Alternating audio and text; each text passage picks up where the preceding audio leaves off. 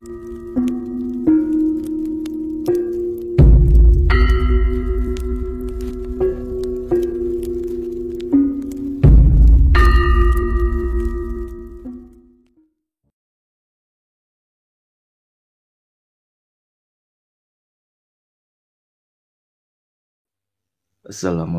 warahmatullahi wabarakatuh. Berjumpa kembali dengan Givari Channel.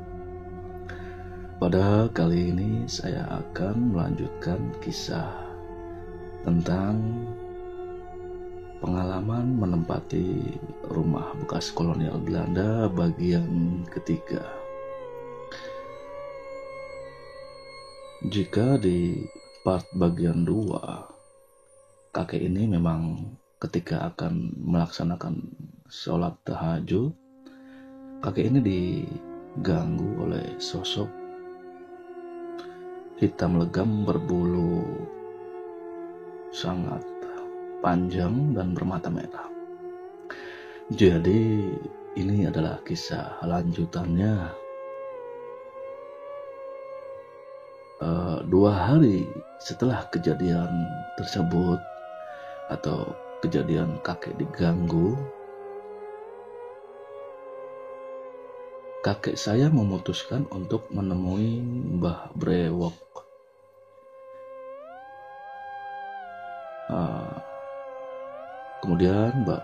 Kemudian kakek ini langsung mengutarakan ceritanya tentang apa yang beliau alami. Jadi gini Mbah, 2 hari yang lalu saat saya akan sholat malam, saya dikagetkan dengan sosok hitam besar, berbulu, dan bermata merah. Ketika kakek belum selesai berbicara, Mbah Brewok ini pun menyahut, "Saya sudah paham apa yang akan Mas John ceritakan. Mas John ini adalah panggilan kakek saya."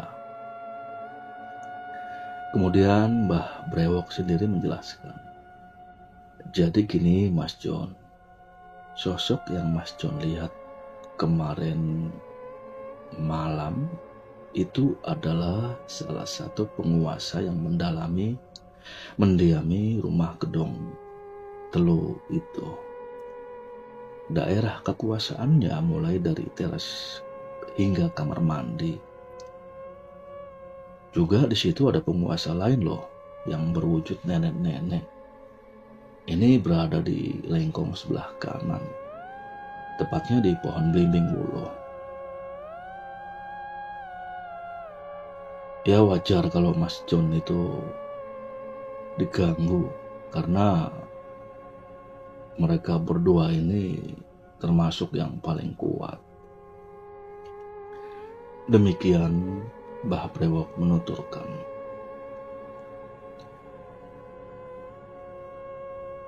Ada juga warga yang lewat di rumah kakek ini diganggu atau sering ada penampakan 2 bola besar berwarna merah menyala dari dalam rumah. Ini kejadian ketika rumah tersebut masih kosong dan gelap. Lalu kemudian kakek pun bertanya kembali, "Itu yang berbahaya yang mana ya Mbah?" tanya kakek.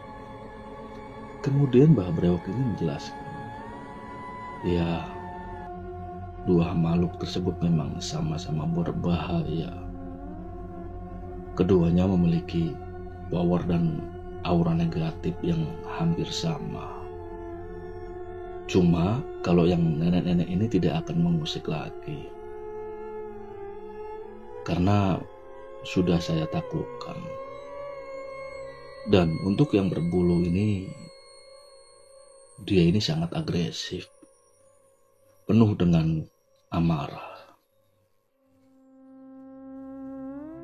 Sampean bawa air ini saja yang sudah saya doakan. Berikanlah ke semua anggota keluarga. Insya Allah, atas izin Allah Subhanahu wa Ta'ala, air itu dapat menjadi benteng sementara dari gangguan jin ganas tersebut. Kakek pun mengiyakan. Kemudian kakek berterima kasih dan lalu pun berpamitan. Nah, ketika sebelum berpamitan atau pergi, Mbah Brewok ini berpesan kembali. Nah, tentu berpesan kepada kakek, pertebalah iman, pertebalah ibadah, zikir dan sholawat. Jika ada apa-apa, undang saya saja Mas John ya. Insya Allah saya akan hadir membantu. Demikian Mbah Brewok berkata. Nah, gangguan jin ini mulai lagi, tepatnya saat ayah memutuskan pulang untuk beristirahat sebentar di rumah. Kemudian sebelum berangkat ke kantor, ayah itu sedang merebahkan badannya. Ayah mendengar suara seperti menggeram beberapa kali. Ini terdengar. Awalnya, ayah mengira itu adalah suara paman yang mendengkur. Saat akan keluar kamar untuk mengecek, ayah saya ini terpental ke belakang. Bukan karena kaget, atau mungkin benar yang dikatakan Mbah Brewok. Jika kekuatan dan aura negatif dari jin berbulu ini sangat besar, orang biasa tanpa kemampuan khusus pasti akan merasakan efeknya.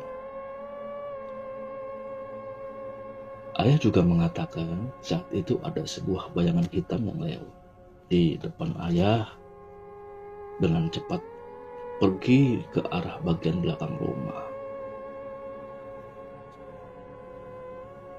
Ya, karena ayah memang penasaran, ayah pun mencari, namun hasilnya nihil. Lalu ketika malam harinya saat ayah tidur, ibu meminta ayah untuk menemani ke kamar mandi.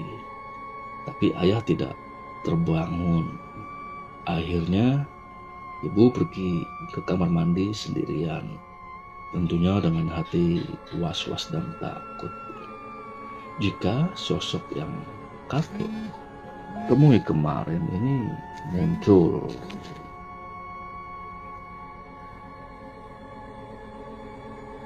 Namun alhamdulillah rasa was-was ibu tidak terbukti. Ayah terbangun dan saat ibu kembali masuk ke dalam kamar, ayah terbelalak karena ayah melihat wujud yang sama seperti yang kakek lihat di kamar mandi waktu itu. Karena refleks, ayah pun mencekik sosok tersebut dan berkata, "Siapa kamu? Beraninya kamu menggangguku dan mengganggu ayahku." Sosok tersebut hanya menyeringai. Paman mendengar hal tersebut langsung menghampiri ayah. Ayah saya terkejut setelah paman malah meminta untuk melepaskan cekikan makhluk tersebut. Paman ini meminta ayah saya untuk beristighfar. Mas, istighfar mas. Ini istrimu, istighfar, kata paman. Setelah mendengar ucapan dari paman, ayah pun melepaskan cekikannya dan sadar yang ada di hadapan adalah istrinya. Ayah pun berkata, "Astagfirullah, ya Allah, tipu muslihat jin memang benar adanya. Ampunilah hamba ya Allah."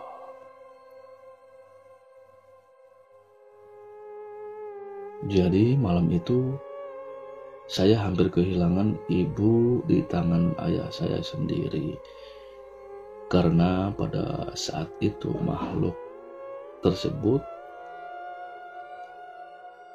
menampakkan dirinya di hadapan ayah saya.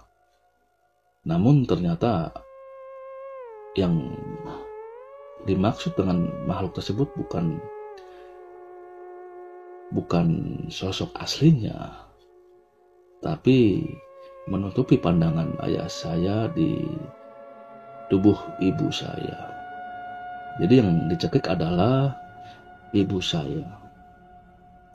Esok harinya saat paman selesai sholat maghrib berjamaah, paman bertemu dengan Mbah Brewok yang saat itu menjadi imam. Kemudian paman menceritakan kejadian yang ayah saya alami. Mbah Brewok pun berkata, "Ya sudah, serahkan semuanya kepada Allah Subhanahu wa Ta'ala. Dan saya sebagai perantara malam Jumat besok, setelah Isya saya akan mengusirnya. Ini sudah tidak bisa dibiarkan." Itu yang Mbah Brewok ucapkan. Kemudian paman saya pun penasaran. "Mbah, kenapa harus malam Jumat? Kenapa tidak sekarang saja?" Kemudian Mbah Brewok pun menjawab, "Saya harus melakukan tirakat terlebih dahulu untuk meminta kepada Allah Subhanahu wa Ta'ala agar meminjamkan sedikit kekuatannya kepada saya, karena jin ini termasuk kategori kuat. Maka dari itu tidak bisa saya melakukan di sembarang waktu." Ya, kira-kira demikianlah cerita yang saya bawakan. Jadi intinya adalah makhluk tersebut ini menyerupai ibu saya. Apa ya istilahnya? Di pandangan ayah saya, ibu saya yang dari kamar mandi ini bentuknya seperti makhluk hitam bermata merah. Padahal itu tipu muslihat dari makhluk tersebut agar mengira ibu saya ini adalah makhluk tersebut, sehingga ayah saya pun mencekik. Ya alhamdulillahnya masih ada paman yang menyadarkan ayah saya, sehingga kejadian saya kehilangan ibu pun tidak terjadi. Nah, di sini sangat bersyukur sekali.